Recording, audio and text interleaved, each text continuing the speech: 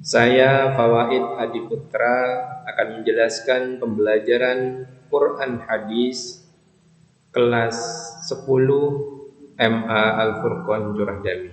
Assalamualaikum warahmatullahi wabarakatuh. Agar lebih terarah, saya terlebih dahulu akan menjelaskan materi kali ini, yaitu adalah pengertian Al-Quran menurut para ulama. Selanjutnya, kompetensi dasarnya adalah memahami pengertian Al-Quran menurut para ulama, menyebutkan, menyajikan, dan membuat peta konsep pengertian Al-Quran menurut para ulama. Sedangkan tujuan pembelajaran kali ini adalah peserta didik dapat memahami pengertian Al-Quran menurut para ulama, dan peserta didik dapat menyebutkan, menyajikan, dan membuat peta konsep pengertian Al-Quran menurut para ulama. Agar peserta didik lebih semangat lagi mempelajari Al-Quran hadis, saya ada beberapa foto di sini untuk bisa direnungi oleh semua peserta didik, yaitu paling baiknya kalian adalah orang yang belajar dan mengajarkan Al-Quran.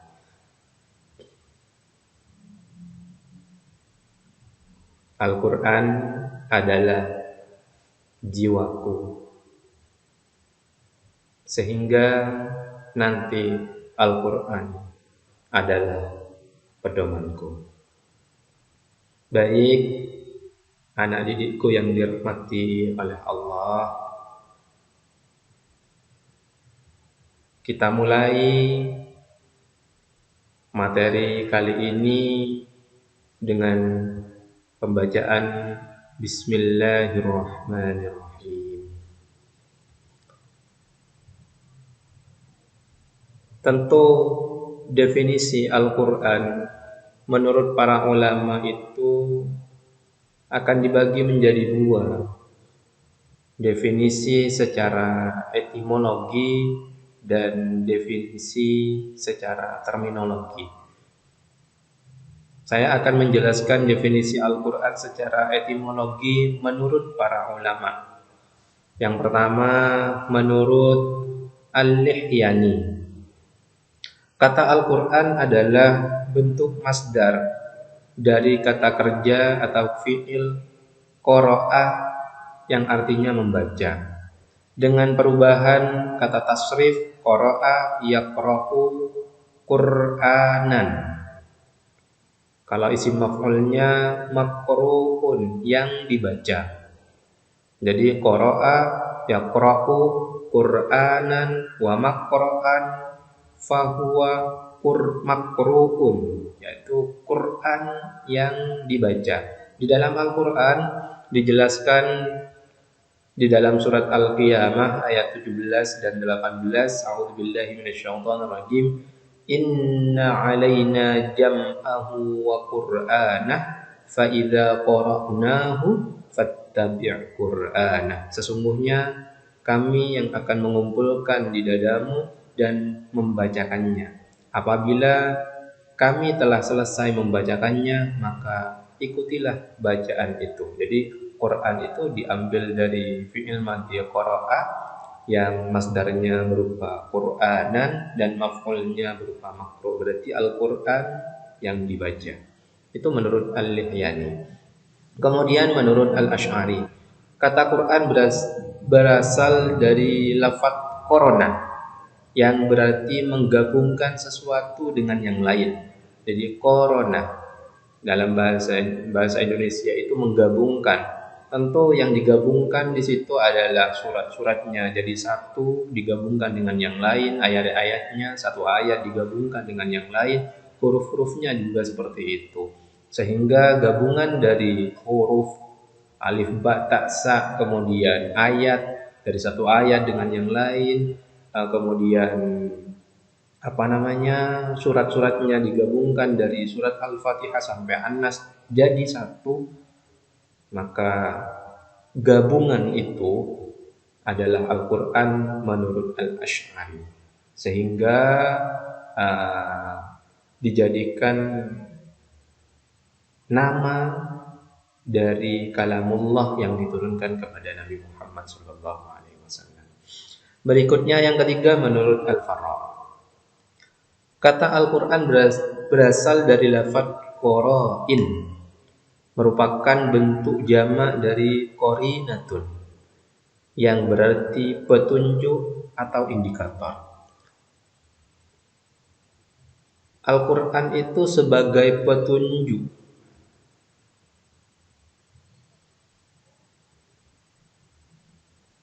Sebagai petunjuk atau sebagai indikator, sehingga Al-Quran itu kemudian menjadi nama dari kalamullah yang diturunkan kepada Nabi Muhammad karena sebagai petunjuk. Kemudian menurut Az-Zujjaj, kata Al-Quran itu adalah kata sifat dari Al-Qur'an yang sewazan dengan kata fu'lanun yang artinya al-jam'u atau kumpulan. Selanjutnya kata tersebut digunakan sebagai salah satu nama bagi kitab suci yang diturunkan kepada Nabi Muhammad SAW, karena Al-Quran terdiri dari sekumpulan surat dan ayat, memuat kisah-kisah, perintah dan larangan, dan mengumpulkan intisari dari kitab-kitab yang diturunkan sebelumnya. Sehingga menurut Az-Zujjaj, Al-Quran sebagai al-jam'u dari kitab-kitab sebelumnya, larangan-larangan, perintah dan larangan yang ada di dalamnya, kisah-kisah yang ada di dalam Al-Quran, sekumpulan itu disebut dengan Al-Quran. Dari kata Al-Qur'u yang diambil dari wazan fu'lanun yang artinya adalah al-jam'u. Itu menurut Az-Zujjaj. Kemudian menurut Asy-Syafi'i, kata Al-Quran adalah isim alam, bukan kata bentukan atau istiqaq dari kata apapun. Dan sejak awal memang digunakan sebagai nama khusus bagi kitab suci yang diturunkan oleh Allah kepada Nabi Muhammad. Tentu kalau isim alam itu adalah nama, jadi sebuah nama yang memang tidak diambil dari kata turunan. Contoh seperti nama fawaid. Jadi kalau di dalam bahasa Arab, fawaid itu adalah kata jamak dari faidatun. Tapi ketika sudah menjadi nama saya, menjadi isim alam, ya fawaid itu adalah nama bagi seseorang, yaitu saya. Seperti juga kitab Zabur. Nama Zabur untuk kitab Nabi Daud. Nama Taurat untuk kitabnya Nabi Musa. Dan nama Injil untuk kitabnya Nabi Isa. Itu adalah sebuah nama yang kata istilahnya adalah isim alam yang tidak diambil dari kata-kata yang lain, dan memang itu namanya. Jadi Al-Quran itu adalah sebuah nama dari mukjizat atau kalamullah yang diturunkan kepada Nabi Muhammad sebagai mukjizat. Jadi bukan dari kata qara'a, bukan dari al-makru atau yang lain. Itu menurut Imam Syafi'i. Sudah bisa dimengerti ya?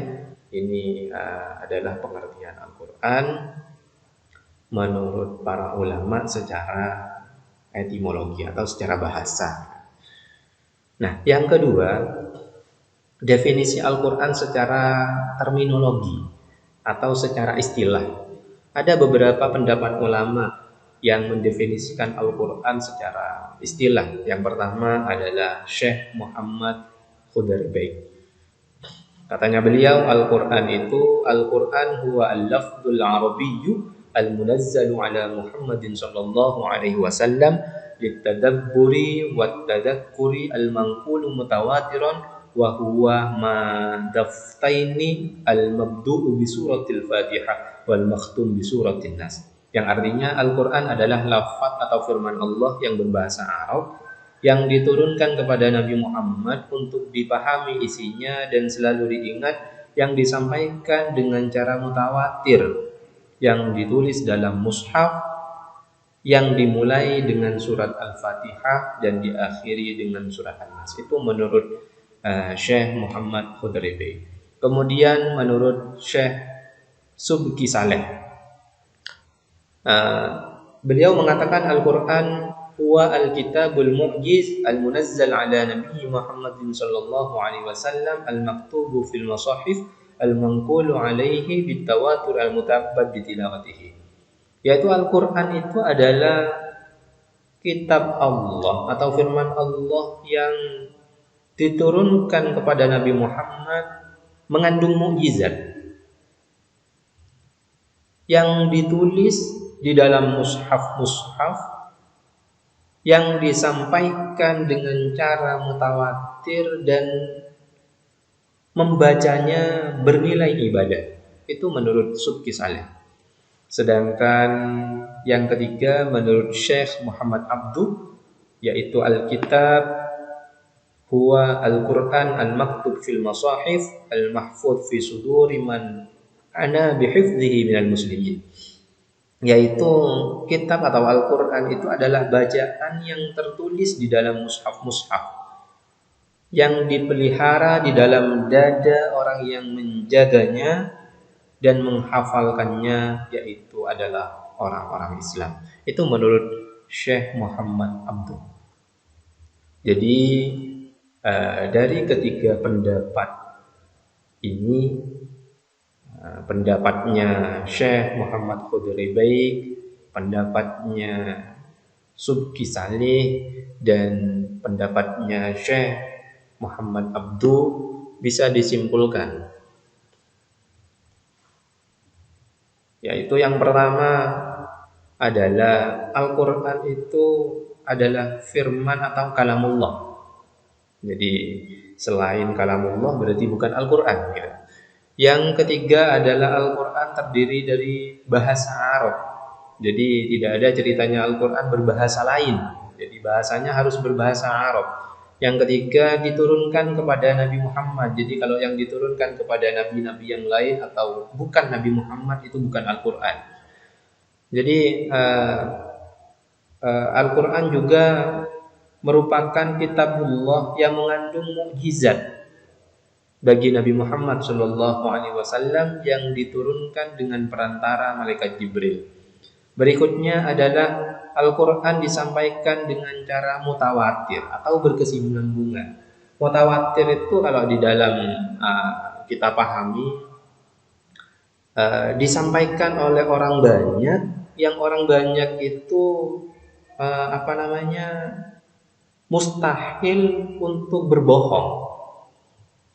Nah, itu namanya mutawatir. Jadi disampaikan oleh beberapa orang yang banyak sekali, dan orang yang banyak itu tidak mungkin bohong menyampaikan itu. Itu namanya mutawatir, dan Al-Quran itu disampaikan dengan cara seperti itu. Kemudian Al-Quran merupakan bacaan mulia dan membacanya merupakan ibadah. Jadi satu-satunya bacaan yang mengandung ibadah kalau membacanya dengan benar itu adalah Al-Quran ini. Dan pahalanya itu sangat besar sekali ya. Membaca Al-Quran itu sangat besar sekali pahalanya. Yang dinilai itu bukan sekali membaca atau berapa juz yang kita baca, tapi penilaian Al-Quran itu sangat istimewa sekali, karena setiap huruf yang dibaca di dalam Al-Quran itu adalah bernilai ibadah dan ada pahalanya. Kemudian unsur yang harus dipenuhi sehingga itu bisa dikatakan Al-Quran adalah ditulis dalam mushaf-mushaf yang diawali dengan surat Al-Fatihah dan diakhiri dengan surat An-Nas. Meskipun ya kita ketahui bahwa surat pertama kali yang turun itu bukan surat Al-Fatihah, dan yang terakhir turun itu bukan surat An-Nas. Cuman susunan mushaf sehingga bisa dikatakan Al-Quran itu jadi diawali dengan surat Al-Fatihah dan diakhiri dengan surat An-Nas. Yang terakhir, Al-Quran itu harus memenuhi beberapa unsur yang terakhir ini, yaitu Al-Quran senantiasa terjaga, terpelihara kemurniannya dengan adanya sebagai orang Islam yang menjaganya dengan cara menghafal Al-Quran. Di dalam Al-Quran juga dijelaskan, murid-muridku yang dirahmati oleh Allah, bahwa Allah Ta'ala sendiri dan orang Islam itu yang akan menjaga kemurnian Al-Quran ini. Inna nahnu nazzalna dzikra wa inna lahu lahafidun. Allah Ta'ala yang menurunkan Al-Quran dan yang akan menjaganya itu adalah Allah dan orang-orang yang menghafalkan Al-Quran. Itu yang akan menjaganya. Itu mungkin yang bisa Al-Fakir sampaikan. Semoga materi kali ini dijadikan ilmu yang manfaat oleh Allah. Amin ya rabbal alamin.